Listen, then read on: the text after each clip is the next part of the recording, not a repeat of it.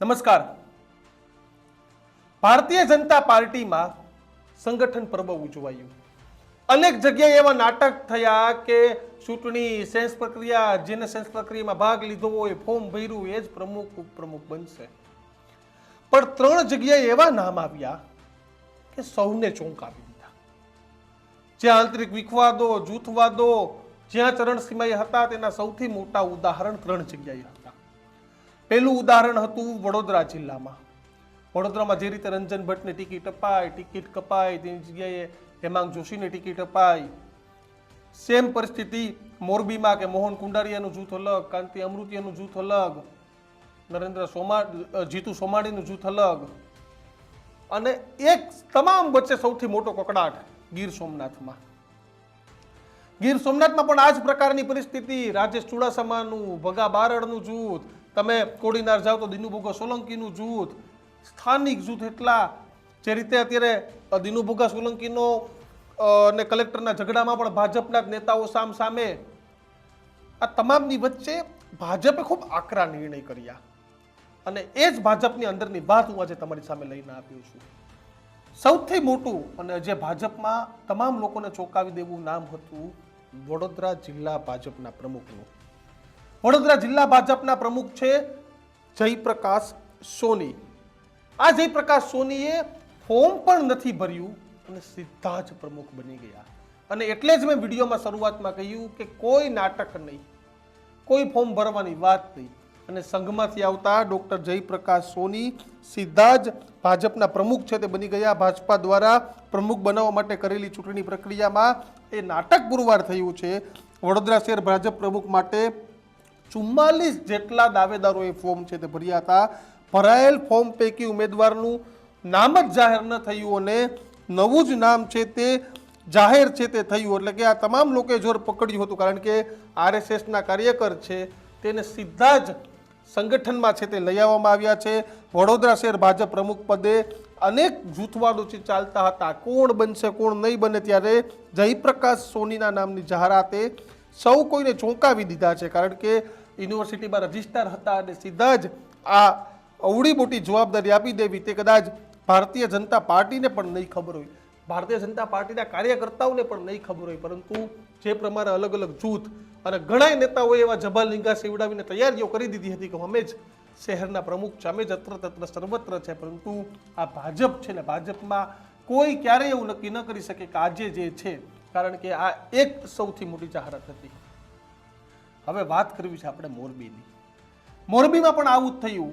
મોરબીમાં જે પ્રમુખ બન્યા તે પ્રમુખના નામ જયંતિભાઈ રાજકોટિયા છે, કે જેને જિલ્લા પ્રમુખ બનાવવામાં આવ્યા. કોઈએ સપનામાં પણ નહીં વિચાર્યું હોય કે જયંતિભાઈ સીધા જ મોરબી જિલ્લાના પ્રમુખ બની જશે. કારણ કે કાંતિ અમૃતિયા, મોહન કુંડારિયા, આ સિવાયના પણ અનેક નેતાઓ છે કે તેમાં જબરજસ્ત જૂથવાદ છે તે મોરબીમાં ચાલી રહ્યો છે.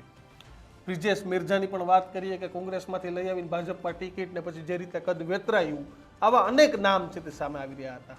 ત્યારે રાજકોટ મોરબી જિલ્લા ભાજપના પ્રમુખ માટે દાવેદારો પણ અનેક હતા.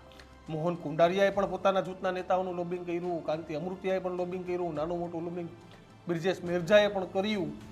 પણ કોઈનું લોબિંગ કામ ના આવ્યું. એનું એકમાત્ર કારણ છે જૂથવાદ.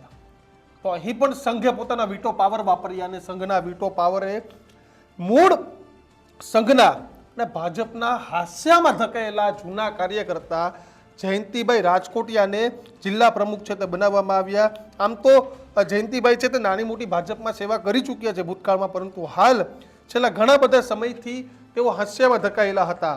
સત્તાવાર જાહેરાત થતાં મોરબી સનાડા રોડ પર આવેલા હરભોલે હોલ ખાતે ચૂંટણી અધિકારી દ્વારા સુરેન્દ્રનગર જિલ્લામાં દિલીપભાઈ પટેલની જે જવાબદારી છે તે આપી હતી. અને કાર્યક્રમમાં રણછોડ દલવાડી, રાજ્યના માજી મંત્રી અને ભાજપના ઉપાધ્યક્ષ જયંતિ કવડિયા સહિતના આગેવાનો હાજર રહ્યા હતા. પરંતુ આ જયંતિ રાજકોટિયાનું નામ આવતા તમામ લોકો છે તે એક દુવિધામાં મુકાઈ ગયા હતા કે આ નામ જે રીતે રાજસ્થાનના મુખ્યમંત્રીનું નામ આવ્યું તે જ રીતે તમામ જગ્યાએ જિલ્લા પ્રમુખના પણ એ રીતે નામ આવી રહ્યા છે કે તમામ લોકો એક વિચારતા છે તે થઈ ગયા છે કે ભારતીય જનતા પાર્ટીમાં કઈ રીતે નામો આવી રહ્યા છે. હવે આપણે વાત કરવી છે ગીર સોમનાથ જિલ્લાની. ગીર સોમનાથ જિલ્લામાં પણ એક પ્રકારની સ્થિતિ, ભોગા બારડનું જૂથ અલગ, રાજેશ ચુડાસમાનું જૂથ અલગ, એ સિવાયના પણ તમે ત્યાંના સ્થાનિક નેતાઓના જૂથની વાત કરો તો કેટલાય નેતાઓ છે. જસા બારડનું જૂથની તમે વાત કરી લ્યો, તમે જુનાગઢ બાજુ આવો તો એટલે સોરઠમાં અનેક જેટલા નેતા એટલા જૂથ છે તે પડી ગયા છે. તો આ તમામની વચ્ચે કોને કમાન આપવી? તો સંજય પરમાર કે જેઓ ડોક્ટરની ડિગ્રી ધરાવે છે તેને જિલ્લા ભાજપના પ્રમુખ છે તે બનાવી દેવામાં આવ્યા છે. આ નામ સામે આવતા પણ તમામ લોકો, સાંસદ સભ્યશ્રી, તમામ લોકો આ નામ જાણીને ચોંકી ગયા હતા. કારણ કે ગીર સોમનાથ જિલ્લામાં એક મોટા ફેરફારો છે તે થયા અને સંજય પરમારની નિમણૂક કરવામાં આવી.